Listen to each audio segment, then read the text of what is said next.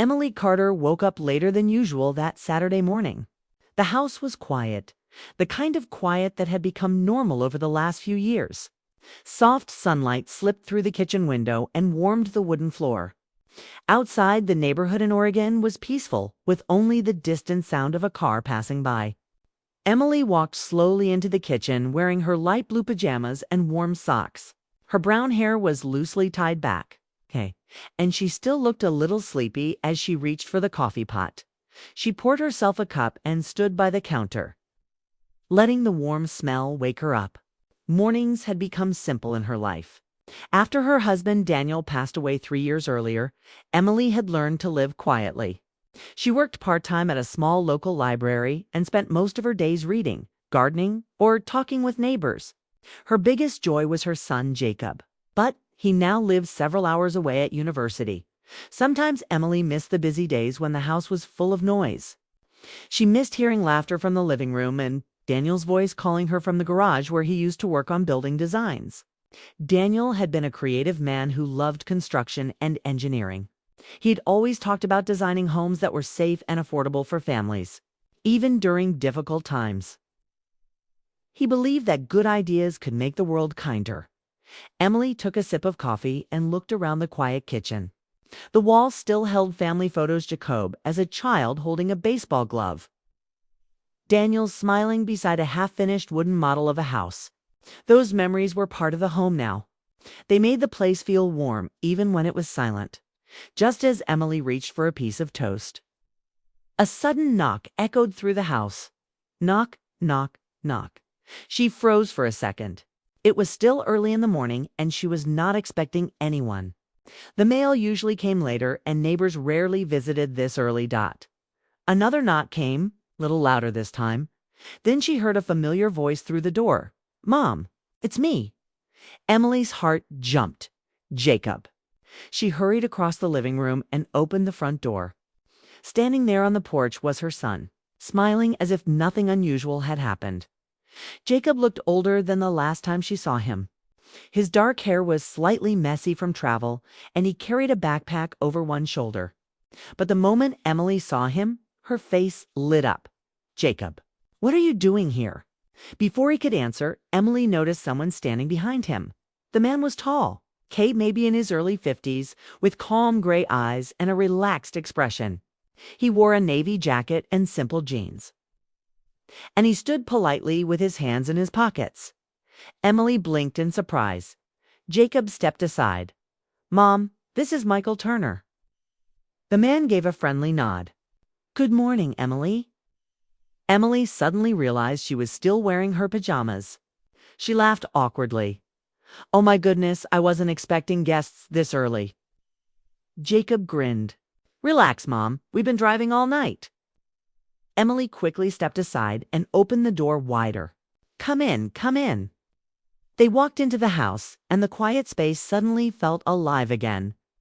Jacob placed his backpack near the couch while Michael looked around with quiet interest, as if studying the home carefully. Emily moved toward the kitchen. "You both must be tired. Let me make some fresh coffee." Jacob followed her into the kitchen while Michael walked in a moment later. The small room quickly filled with the warm smell of coffee and toasted bread. Emily placed 3 mugs on the table and looked at Jacob. "So," she said, smiling, "what's the surprise visit for?" Jacob glanced toward Michael before answering. "Well, Michael is actually my professor." Emily raised her eyebrows. "Your professor?" Michael nodded politely. "I teach structural engineering at the university." Emily looked impressed. That explains why Jacob is doing so well. Jacob laughed softly. "Mom."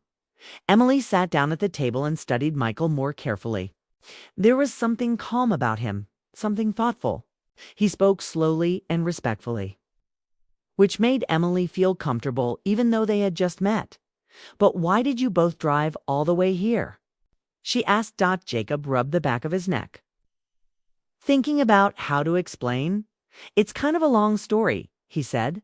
Michael leaned forward slightly. "Jacob and I have been working on a research project together." Emily listened with interest. "What kind of project?"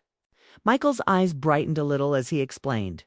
We're studying new housing designs for communities that need to rebuild after disasters, places where people lose homes and need safe structures. Quickly. Emily nodded slowly. That sounds important. It is, Michael said. But while researching ideas, we found something unexpected. Jacob looked at his mother. Mom, do you remember Dad's old construction company? Emily felt a small ache in her chest at the mention of Daniel, but she nodded. Of course I remember, Jacob continued. We found some records of his work. Emily looked surprised. Records? Michael explained calmly. Your husband had several design ideas that were ahead of their time. One of them was a housing concept for rebuilding communities quickly while still keeping homes strong and comfortable. Emily leaned forward slightly. Yes, Daniel talked about that a lot. She remembered evenings when Daniel sat at the dining table sketching ideas on large sheets of paper. He always believed simple designs could help many people, Michael continued. His voice full of quiet excitement. We believe that idea could still be developed today. Emily blinked in surprise. You mean, actually build those homes?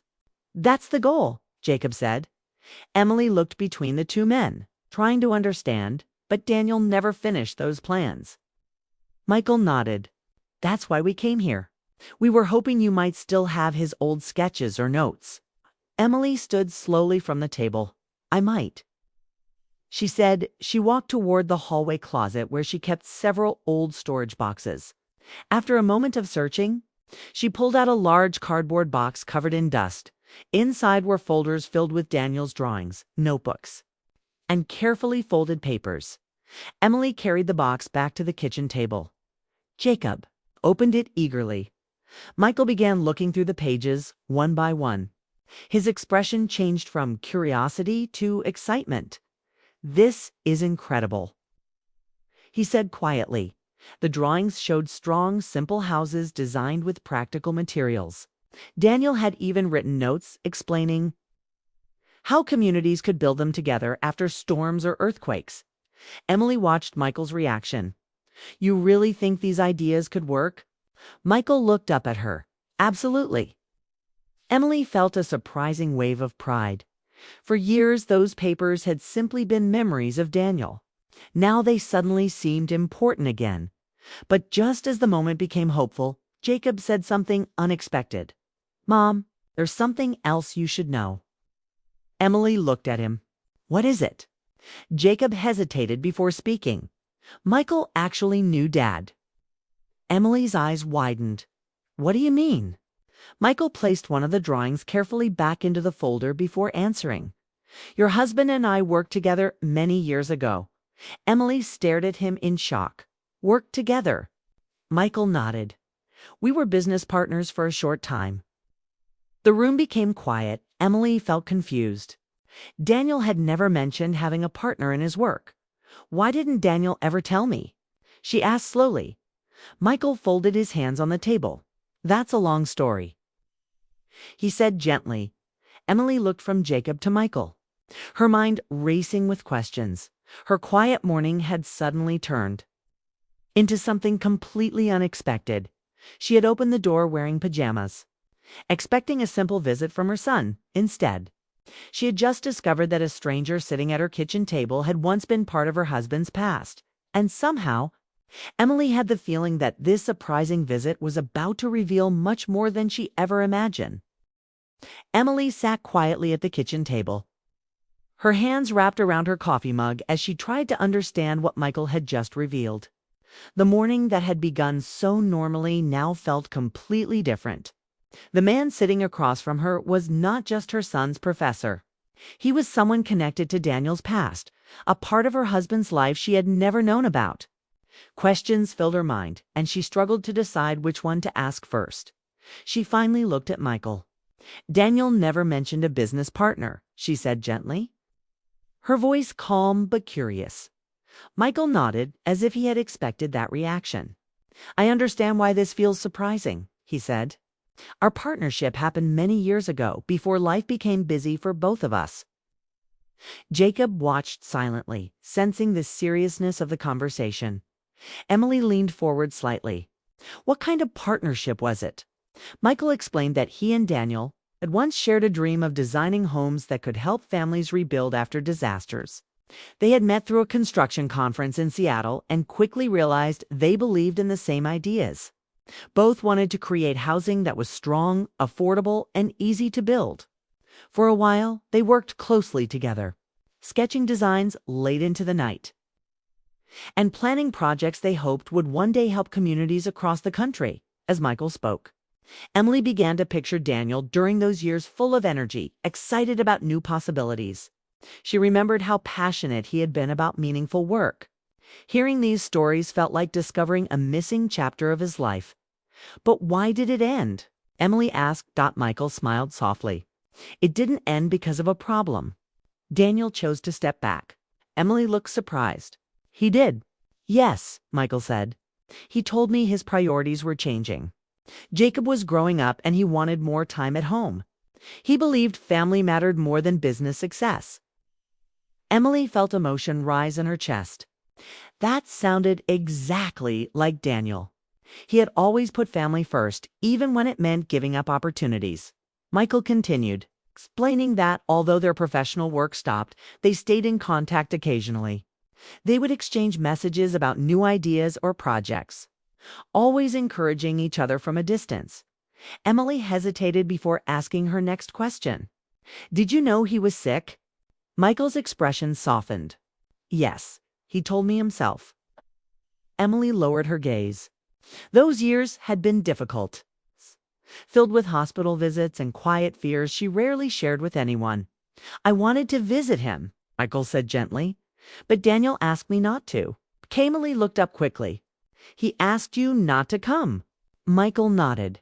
He didn't want people to see him losing strength. He wanted his friends to remember him as the man who was always building something. Emily felt tears forming but managed a small smile. That was Daniel, proud, thoughtful, absconding, and always concerned about how others felt. Michael added that shortly before Daniel passed away, he had received a phone call from him. During that conversation, Daniel spoke about Emily and Jacob with deep love and pride.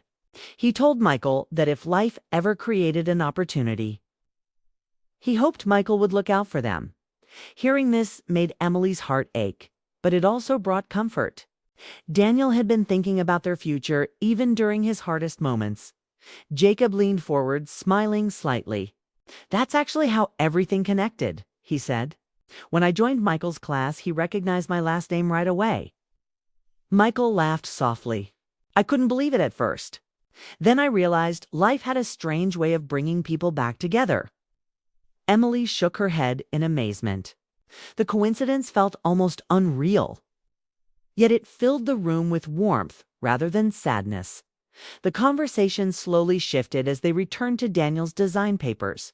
Michael carefully studied each drawing, explaining how modern technology could improve the original concepts while keeping Daniel's vision alive. Jacob added ideas from his university research. And soon the kitchen table was covered with sketches and notes. Emily listened as they discussed possibilities. For the first time since Daniel's passing, his work no longer felt like unfinished memories. It felt alive again, moving forward through new hands and new hope. As hours passed, the atmosphere became lighter. They shared stories about Daniel's sense of humor and the small habits that made him unique. Emily found herself laughing more than she had in a long time. Michael's calm presence made conversations easy, and his respect for Daniel made Emily trust him naturally. Eventually, Jacob stretched and stood up. I didn't sleep at all during the drive, he said. I'm going to rest for a while. Emily nodded and pointed toward his old room. Jacob walked down the hallway, leaving Emily and Michael alone in the kitchen. A quiet moment followed. Michael looked around the house thoughtfully. Daniel used to describe this place, he said. He always said it felt peaceful. Emily smiled. It was his favorite place. Michael turned toward her. I'm glad I finally got to see it. There was sincerity in his voice that made Emily feel unexpectedly shy. She realized she was no longer thinking of him as a stranger. Instead, he felt familiar. Connected through shared memories of someone they both cared about deeply, they continued talking. But now the conversation became more personal. Michael shared stories about his own life, how he had focused on teaching after losing his wife several years earlier, how work had filled most of his time, and how he had never expected to feel connected to someone's family again. Emily listened carefully. She understood loneliness in a way few people did. Without realizing it, they began speaking openly, sharing experiences of loss, resilience, and quiet healing. The afternoon sunlight filled the kitchen, creating a warm glow across the table. Emily noticed how easy it felt to talk to him. There was no pressure, no awkwardness, only a calm understanding. Michael eventually said, "I hope this doesn't sound strange, but coming here today feels important to me." Emily tilted her head slightly. "Why?" "Because Daniel trusted me," he replied, "and I wanted to honor that trust." Emily felt deeply moved by his honesty. For a moment, neither of them spoke. The silence felt comfortable rather than uncomfortable. Michael then cleared his throat. "I was also hoping we could continue working together on finishing Daniel's project." Emily nodded immediately. "I would like that very much. And maybe," Michael added carefully, "we could also spend time talking outside of work. Perhaps dinner sometime?" Emily laughed softly, surprised by how natural the invitation felt. She thought for a moment before answering. "I think that would be nice." Koa smiled, clearly relieved. Just then, Jacob's voice called from the hallway. "I knew this would happen." Emily turned, startled, as Jacob appeared with a playful grin. "You weren't asleep?" she asked. "I tried," he said, laughing. "But I had a feeling you two would get along." Emily shook her head. Embarrassed but smiling. Jacob added gently, "Dad always believed good people find each other again." The words stayed with Emily long after they were spoken. As evening approached, Emily stood by the window watching the soft light fade outside. The house felt different now, not just filled with memories, but with possibility. That morning she had opened the door expecting nothing more than a visit from her son. Instead, she had discovered a hidden part of her husband's past, revived a dream that once seemed lost, and met someone who understood her quiet journey without needing many explanations. For the first time in years, Emily felt something new growing inside her heart, not replacing the love she once had, but gently adding to it. Sometimes life changes slowly, and sometimes it begins with a simple knock at the door, opening the path toward healing, friendship, and the chance for happiness to return when it is least expected.